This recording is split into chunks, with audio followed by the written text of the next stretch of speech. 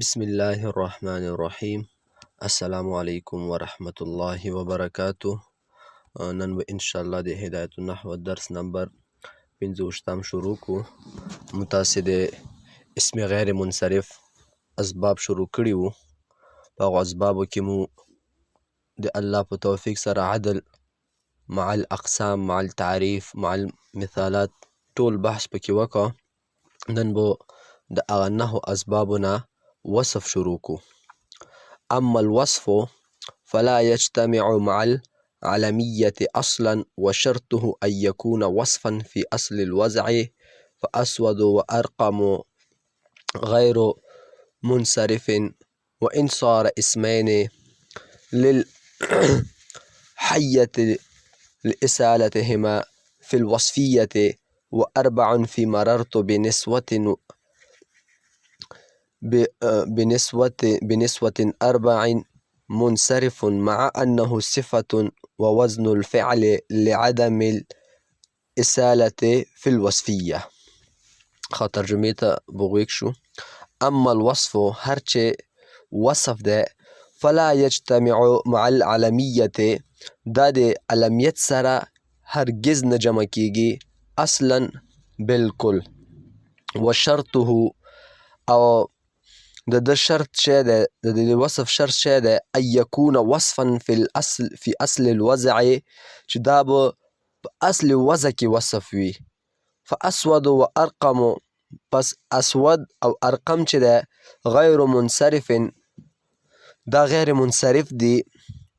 و ان صار اسمین للحیة اگر چې دا دواړه د یو مار نومونه ګرځېدلي دي لإسالتهما فی الوصفیه په وجه د دې چې دا دواړه په وصفیت کې اصل هم دي بیا هم د مار دپاره نومونه ګرځېدلي. و اربع او هر چې اربعون ده لفظ د اربعون فی مررتو بنسوة اربع زه تیر شوم په داسې ښځو باندې چې هغه څلور وې. منصرف ده مع انه صفة ووزن الفعل سره د دې نه چې اربعون کې یو سبب صفت ده وصف ده او بل پکې وزن فعل ده لعدم الإسالة في الوصفیه. خو دا منصرف ځکه ده چې دغه کې هغه اصالت فی الوصفیت پکې نشته ده. دغه نه به انشاءالله موږ تاسې بحث کوو په یو خبرې باندې. نو اوس به راشو خلاصه د مباحثو ته. په دغه عبارت کې 15 ابحاث دي. اول چې د وصف لغوي او اصطلاحي معنی. دویم نمبر وصف تقسیم او د هر قسم تعریف. دا دواړه بحثونه چې دي د عبارت په ضمن کې به تاسو ته مو تشریح کوو انشاءالله. دریم بحث د فائدة مهمه. فائدة مهمه کوم ځای نه ده فلا یجتمعون ونیسه تر اصلا پورې ده. څلورم چې د غیر منصرف کې د مؤثر کېدو شرط هغه چې د وشرطه هنا ونیسه الوضع پورې ده. پنځم نمبر چې ده د مثالاتو نه سره وضاحت هغه چې د فاسودونه ونیسه فی الوصفیه پورې ده. البحث الاول فی تعریف الوصف. لغت کې لفظ وصف دوه حیثیتونه دي.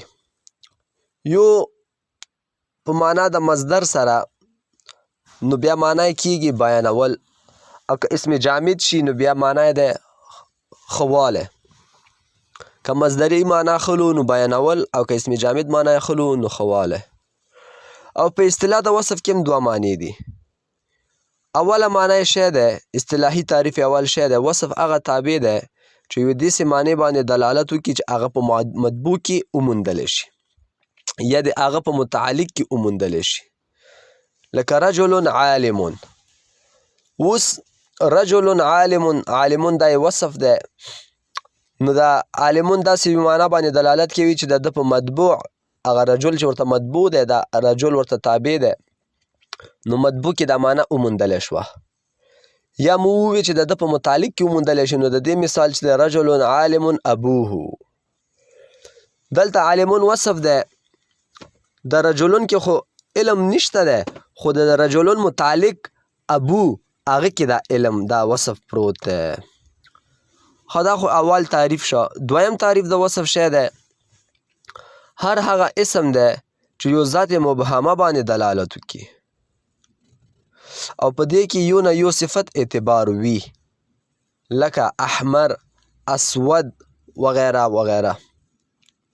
نو اوس تاسې ذهن کې به سوال وي چې دا دوه تعریفونه د وصف وشول، دلته مصنف علیه رحمت کوم تعریف مراد دی؟ نو مصنف علیه رحمت دا دویم تعریف مراد دی. ښه موږ به دا دویم تعریف سره انشاءالله تعلق وي. ښه البحث الثاني في التقسيم الوصف مع التعريف كل قسم.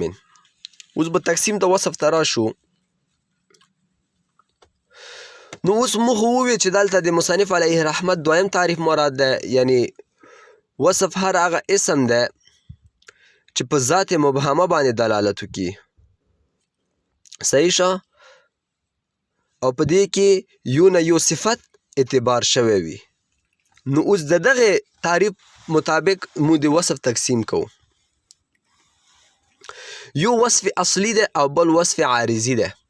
وصف اصلی چاته یایي؟ چې واضح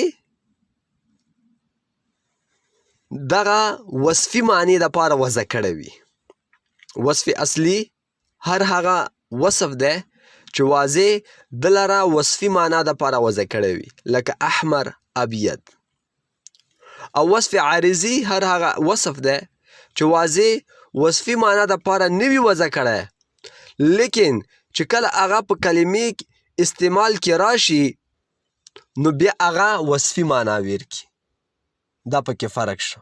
اول چې دی واضح وصفي معنا دپاره وضع کړی وي او دویم چې دی واضح وصفي معنا دپاره نه وي وضع کړی، لیکن چې کله کومې کلمې کې استعمال شي نو بیا وصفي معنا ورکړي.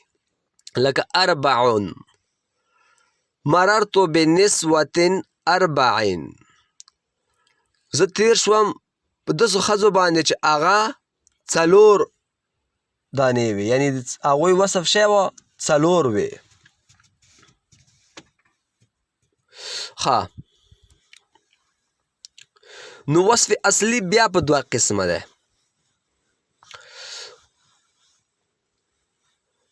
اول قسم چې واضح کلمه وصفي معنا دپاره وضع کړې وي او چې وروسته بیا د هغې استعمال کې راشي هم وصفي معنا کې پاتې وي. تعریف ته یو ځل بیا غوږ شوئ چې واضح یوه کلمه وصفي معنا دپاره وضع کړې وي او چې کله بیا همدغه کلمه په استعمال کې راشي نو بیا هم وصفي معنا پکې وي لکه ابید او احمر. دا د وصف اصلي اول قسم شو. وصف اصلي دویم قسم شی دی چې واضح یوه کلمه وصفي معنا دپاره وضع کړې وي، لیکن په استعمال کې دغه کلمه په خپلو افرادو کې یو فرد سره خاص شي، هر چا سره بیا نه استعمالیږي، په استعمال کې یو فرد سره خاص شوي وي. لکه دې مثال شی دی اسود او ارقم. او دا چې دا یو فرد سره خاص شي که نه نو بیا همالته غالبه شي که نه دا معنا، نو دا وصف اصلي قسم ثاني شو لکه اسود او ارقم. اوس اسود هم تور ته یایي او ارقم برګای چې نیم تور وي نیم سپین وي. اوس واضح چې دی اسود او ارقم دا هر تور او برګي دپاره وضع کړي وو، خو چې کله استعمال یې راغله که نه په استعمال کې بیا دغه چې دی صرف او صرف تور مار سره او برګي مار سره دغه دوه اسود او ارقم لفظ څه شول؟ خاص شول. چېرته چې هم د ارقم ذکر کیږي نو د خلکو ذهن ته هغه برګی مار راځي، او چېرته چې هم د اسود ذکر کیږي نو خلکو ذهن ته تور مار ذهن ته راځي. که تاسو خیال کړی وي یو حدیث شریف هم ده، حدیث شریف کې راغلی دي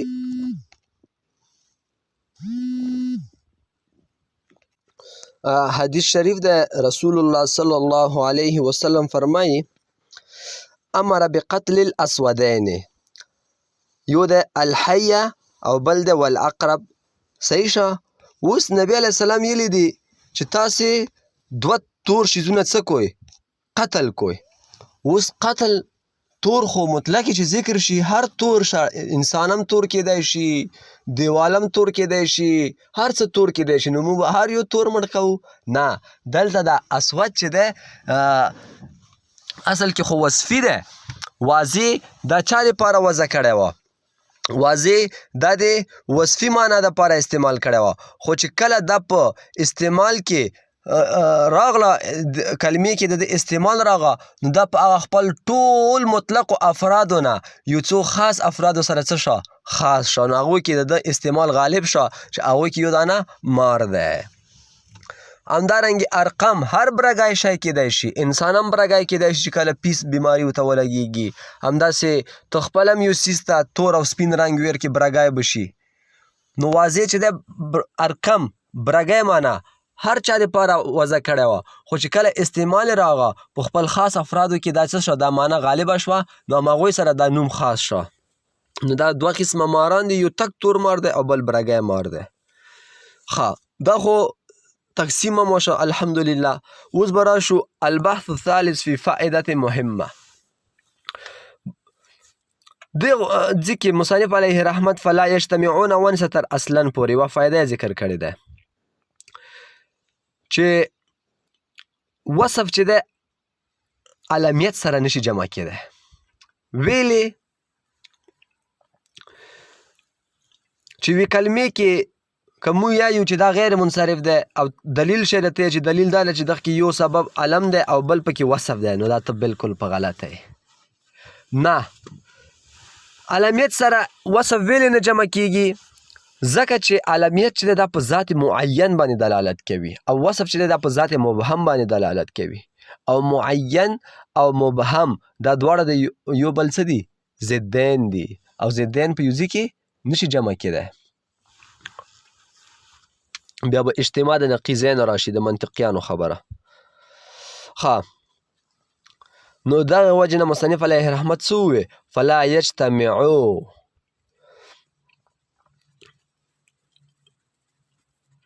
مع العلمیة اصلا. ښه، اوس به راشو البحث الرابع فی شرائطه. وصف چې په یوې کلمې کې راځي او دا به غیر منصرف جوړوي، نو دا وصف به کله خپل اثر ښکاره کوي. کله کله به وصف په یوې کلمې کې وي، بل سبب به هم ورسره موجود وي، یعنی وزن فعل به ورسره وي، مثال خبره، یا یو بل سبب به ورسره وي، خو بیا به هم غیر منصرف نه وي.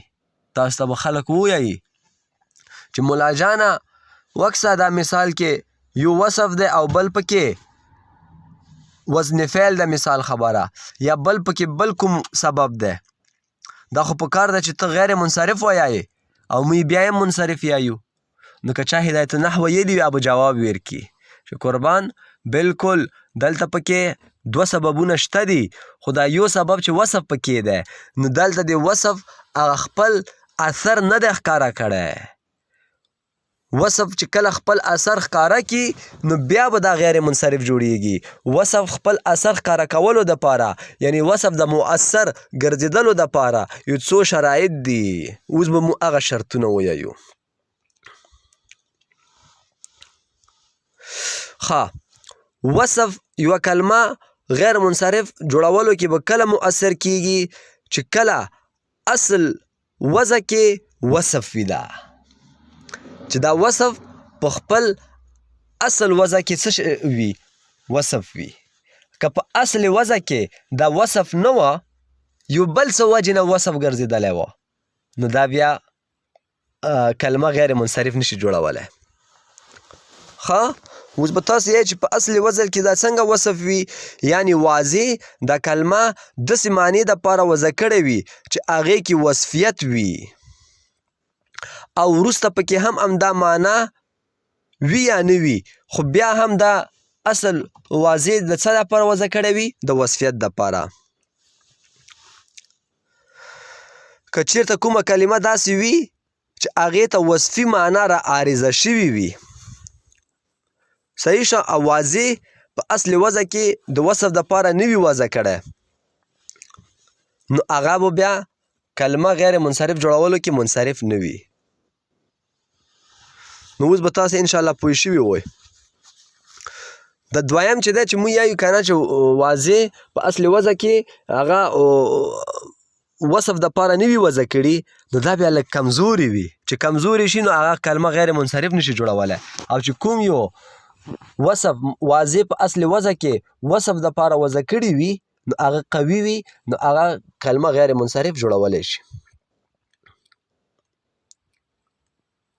نو دا موږ قوي جوړولو دپاره څه شرط ولګولو چې په اصل وضع کې دا وصف وي، د یو سبب عارضي د وجې نه وصف نه وي ګرځېدلی. اوس به راشو البحث الخامس في التوضیح بامثلة اجتماعا و احترازا. اوس به مو مثالاتو سره دا وضاحت وکړو چې کوم ځای کې یوه کلمه د اصل وضع د وجې نه وصف دی او کومه کلمه د اصل وجې د وجې اصل وضع د وجې نه وصف نه دی، اگر چې کلمې کې راغلی دی هم وصف دی او هم شی دی وزن فعل دی، بیا هم ورته موږ څه یایو منصرف یایو، غیر منصرف نشو یالی. نو هغه مثالات به اوس مو یو انشاءالله واضح کوو. اوله حصه ته به مو راشو چې وصف غیر منصرف جوړېدو کې کله مؤثر جوړیږي. د دپاره څه شرط دی چې اصل وضع په اعتبار سره وصف وي، لکه اسود، تور مار، ارقم، برګی مار، دا خو غیر منصرف دي ځکه چې اسم په اصل وضع اعتبار سره ذات مبهمه باندې دلالت کوي، اگر چې د دوی استعمال په تور مار او برګي مار سره خاص شوی دی نو دا سره هیڅ پروا نه کوي. نو دا اسود چې دی او ارقم چې دی دغه کې څو سببونه دي، یو سبب پکې وزن فعل دی او بل سبب پکې وصف اصلي چې هغه وصف دی پکې. نو د دغه وجې نه دا موږ څه یایو غیر منصرف یایو. تاسو ته به خلک ویایي چې اسود منصرف ده که غیر منصرف، ته به ورته وایې چې دا غیر منصرف ده. صحیح شه؟ بیا به تا ته وایي چې دلیل تاسو شی، نو ته به ورته وایې چې اسود کې خو یو سبب چې دی وزن فعل دی او بل پکې وصف دی. نو که هغه تا ته وایي چې دا خو یو مار سره خاص شوی دی، یو د مار دپاره علمیت ګرځېدلی دی، نو ته به ورته وایې چې بلکل صحیح دی، خو دا واضح په اصل وضع کې چا دپاره وضع کړی دی؟ اسود او ارقم. دا واضح په اصل کې اسود چې دی دا د وصف دپاره وضع کړی دی، خو خیر ده اگر چې خپلو ټولو افرادو نه د استعمال په یو خاص افرادو سره شوی دی نو دغه سره څه پروا نه کیږي. ښه دویمه حصې ته به راشو چې موږ وایو چې وصف جوړېدو دپاره څه شرط دی چې واضح به اصل وضع په اعتبار واضح به په اصل کې دا چا دپاره وضع کړی وي؟ وصف دپاره.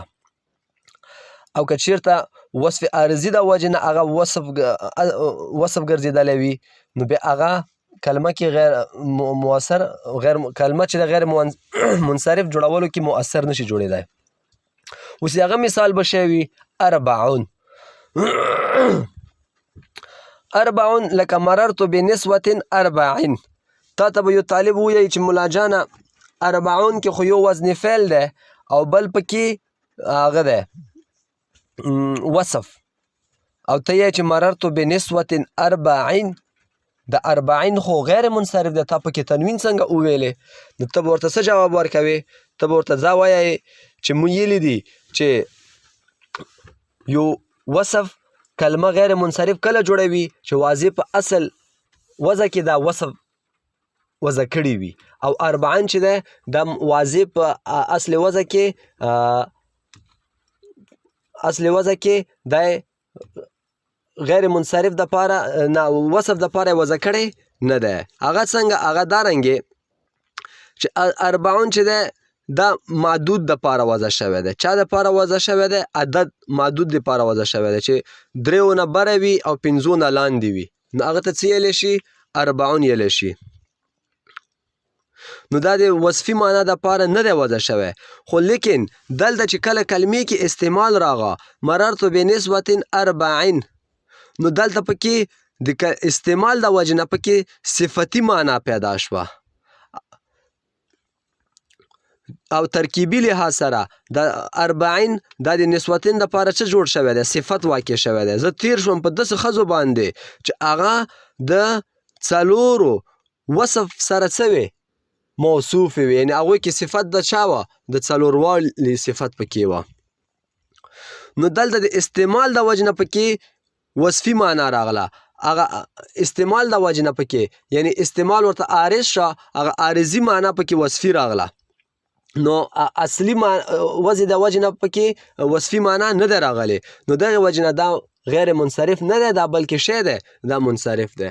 نن دپاره بس دی. وما علینا الا البلاغ.